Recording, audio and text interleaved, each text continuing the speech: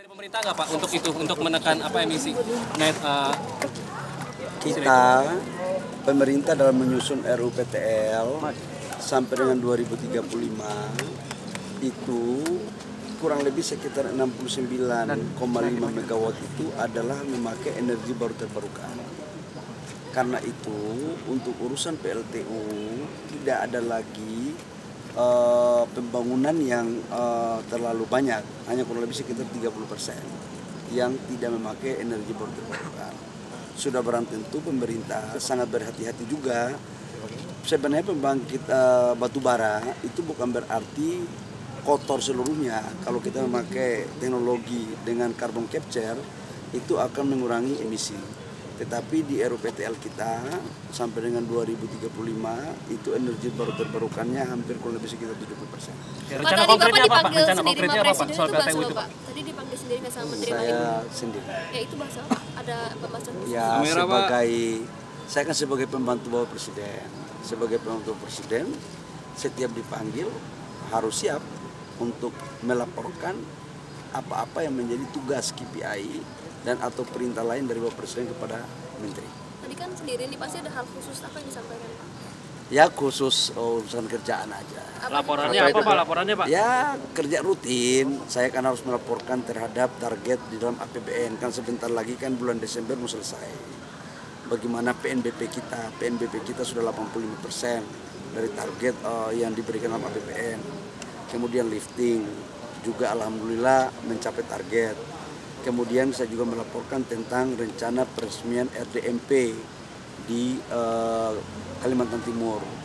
Yang kalau itu diresmikan, maka insya Allah 2026 kita sudah mencapai swasembada di bidang energi solar dan aftur. Ini yang kita lagi rencanakan ke depan. Pak, jadi RDMP-nya kapan Pak? Kemarin kan 10 November Pak, tapi mundur itu. Rencananya insya Allah doain di tanggal 17 Desember. 17 Desember. Bisa kita resmikan ya.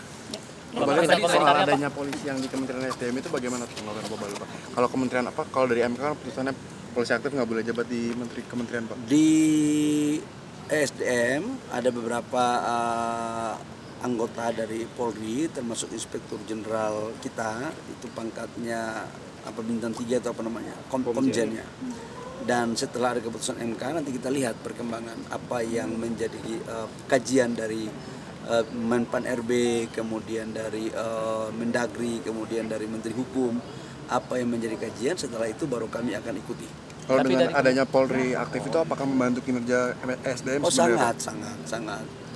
Polisi aktif, kemudian jaksa aktif. Jaksa juga kan ada di kantor kami. Dirjen Gakum kan dari jaksa.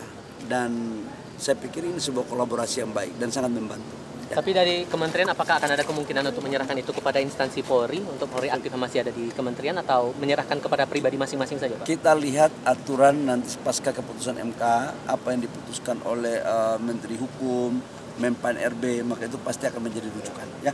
Pak, terkait dengan gugatan rakyat soal Undang-Undang MD3 yang berharap rakyat bisa memecat anggota DPR yang dianggap bermasalah, itu menurut Anda gugatan yang dibuat itu cukup beralasan atau tidak? Negara kita ini kan negara demokrasi.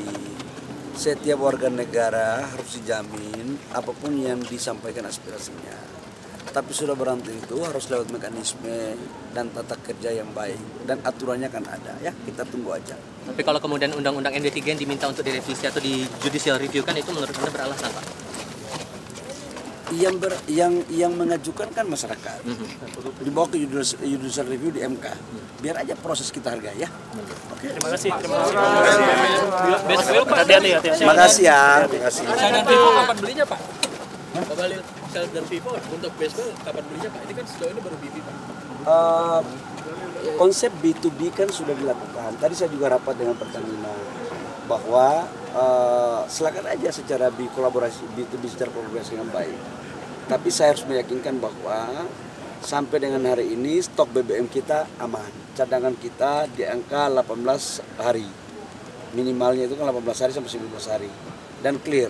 Artinya sahabat-sahabat saya pelaku usaha swasta sekalipun tidak menjalankan penjualan bensin khususnya, tapi kan alhamdulillah rakyat kan tetap tersedia barang-barang yang dibeli. Ya, makasih ya.